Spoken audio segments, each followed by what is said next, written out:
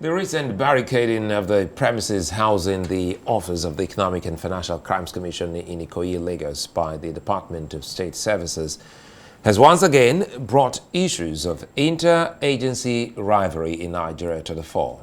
Arise News security correspondent Ferdinand Duronha gives us some insight in this report.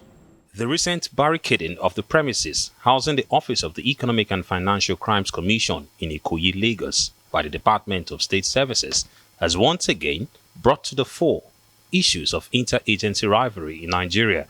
Operatives of the DSS early on Tuesday morning stormed the Lagos office of the EFCC, located at number 15 Nwokolo Road, Ikoyi, preventing officials of the anti-graft agency from gaining access to the premises by barricading the entrance with armored personnel carriers. However, the secret police vacated the office following the directive by President Bola Tinubu.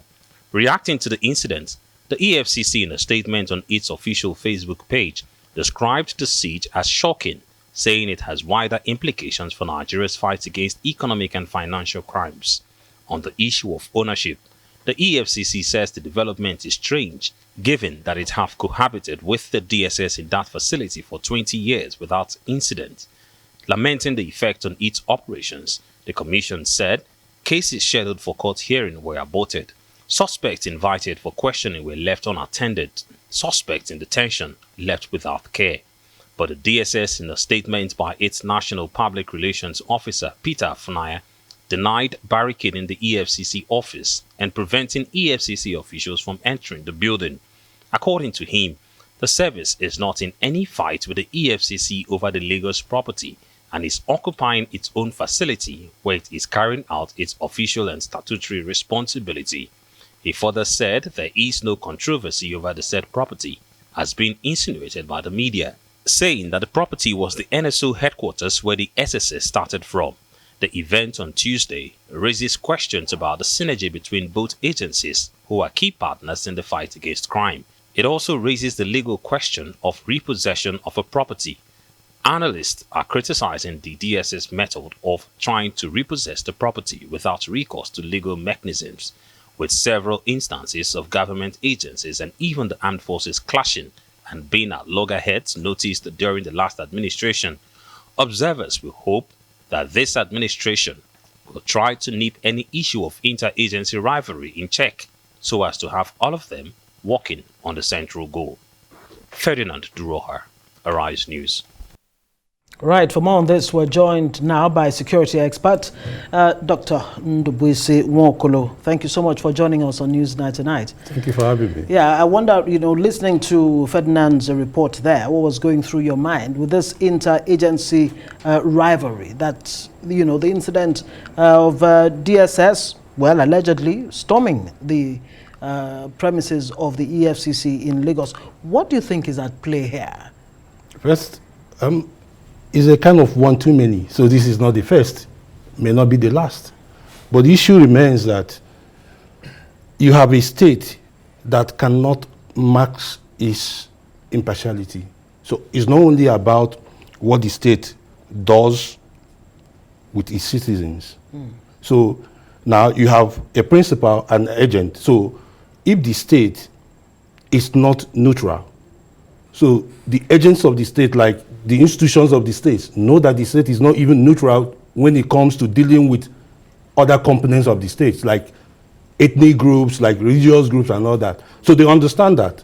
So why can't they on their own have those kind of rivalry, knowing that the state is weak, if the state cannot even solve its own problem? So they take a clue from that. So that is exactly what you're saying.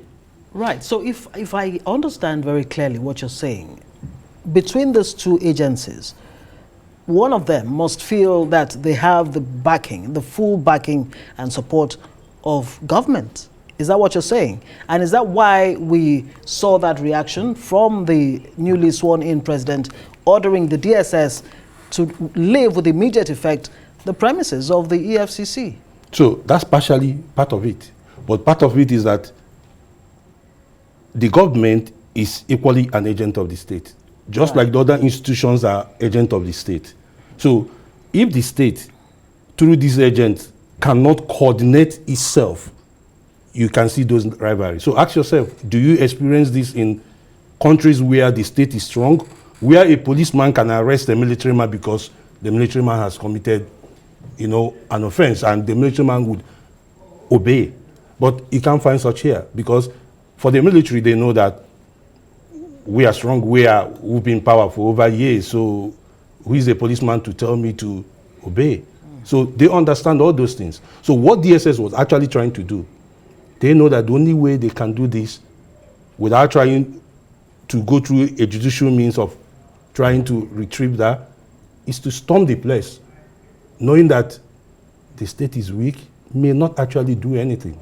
You know, let's break it down so that people can get to understand this better now. The state in this conversation means the country. Yes. A country that can't solve its own problems Exactly. may not be able to also, step in when agencies are coming with the impression of superiority over the other. Sure. But now let's quickly look at this. If you look at it, it's deja vu. We've seen this before, when President Buhari traveled then and Vice President Oshibajo was on the saddle. We had something similar, and now we're going to see this again. How can this be solved now, given that you already have your impression that the state can solve its problems? But again, we need, you're the expert here, we need resolutions to some of these. Yep. So looking at the DSS, the former NSO, saying that this has always been our building, and the president is saying, well, we can solve this within, the confines of our rooms. So how can this be solved, be resolved rather? Okay, let's start from a theoretical point and then we'll move to a practical point. Fine. First, the state is never a neutral institution. The country is never neutral, but it's not supposed to show that it's not. It's only when people understand that it's not that you see people fighting back. So for us to do that, you must have a state that seems fair to everyone.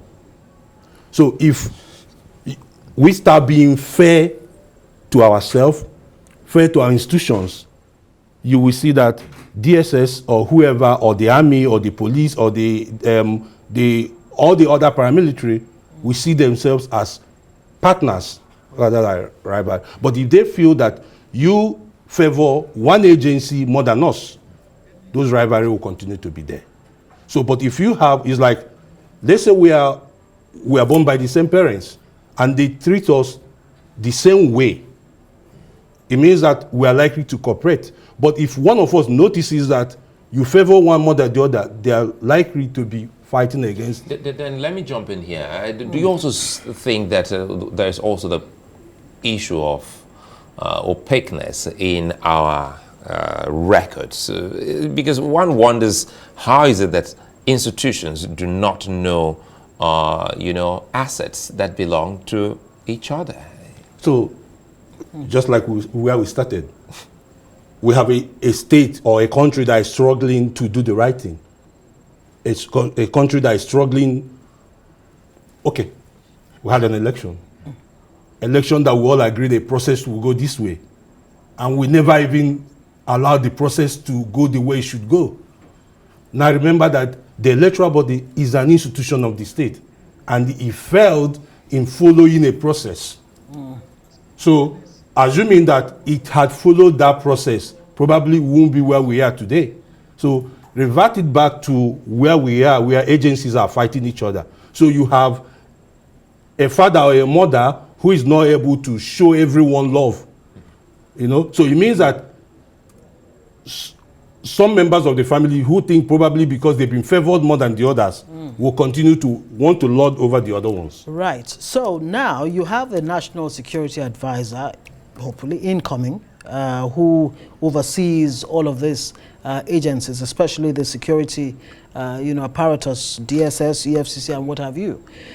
How do you think the incoming NSA, should handle, this very, very vital agencies of government in a way that they work in tandem and not see themselves as rivals? And by the way, I mean, that's an important point I'd like you to address. What the implications are really for all this interagency rivalry for Nigeria? So let's go back to 2001 when we had 9/11 in the U.S. In the U.S. What happened? Agencies were working in silo. Even when they knew that would happen. Some people knew about it but never shared. You know, everyone thought every other person would do something. No one did anything. What did the U.S. do? They came and created the Ministry of Homeland Security to coordinate all the activities. So somehow, we need to start thinking in that direction. How do we have either a coordinated, not ministry, we don't want to keep blowing up. Maybe finding a way to start reshaping the Office of the National Security Advisor to start coordinating very well. Now, for me, part of why I equally think there's a lacuna in there is that since 1999 till date, all our national security advisors, 6 of them, General Ali Guzo served twice till date, have all been military men. So the question is, why should we continue to allow that office to be occupied by people, by military people? So it goes beyond, no, sorry to cut both of you there, it goes beyond military, because I recall in 2020, if you remember, we had the same issue where Pantami minister then kicked Abike Dabiri Erewa and her team out of an office he claims to be the office of his ministry. So sometimes even individuals who are not security officials still have that such kind of powers to the extent that they shake up things within their space. So that fits into our first theory, the issue of where you have a weak state and where the issue of principal and agency, you know, because all these institutions work for the principal. So if the principal is not doing the right thing, why should I, who is an agent of the principal, do the right thing? Right. So, comes back to the body language of yes, the exactly. The so person they take you from that top. and do what they want to do. What are the implications of this for Nigeria? So the implication, and what needs to be done very quickly to avoid this kind of situation? So one, we need to have clear defined roles. You know, clear defined roles, constitutional defined roles. That's one. Because even at that, you could see there's a lot of lapses between one agency and the other, and we're even creating more. You know, we're even creating more. Maybe because of the kind of security challenges facing us, which for me, we need to start rejigging how we think our national security should be. Should we continue to push it through the kinetic approach, or do we start looking at it, you know, looking at it from other dimensions, like things that are not non-kinetic? Right. For instance, national security is not only about people trying to physically invade us. You have the climate change, right. You have the economic issues, you have the political issues. So these are part of it that we need to, as we're trying to rejig our national security, start thinking in that direction. How do we start bringing people who can make that office, you know, to function, to be more human? Right. Thank you so much, Dr. Nwokolo, for joining us on Newsnight tonight. You're welcome. Very interesting.